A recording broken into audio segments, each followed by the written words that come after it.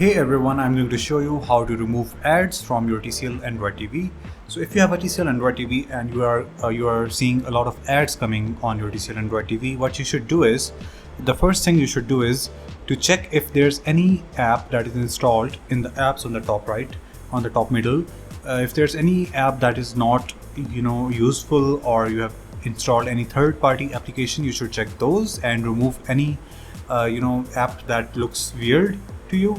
And if it still does not resolve the ad issue, the one more thing you should do is you can go to the settings on your remote top right corner, this button, and after that you should go to the system, and right here you should scroll down and you should turn off this auto shop mode, and also in the environment check if it is the shop mode or the home mode. Keep this in the home mode, because in the home mode you will not see any ads on your TCL Android TV. So I hope this resolved your issue and your ads does not come back. Thank you so much for watching.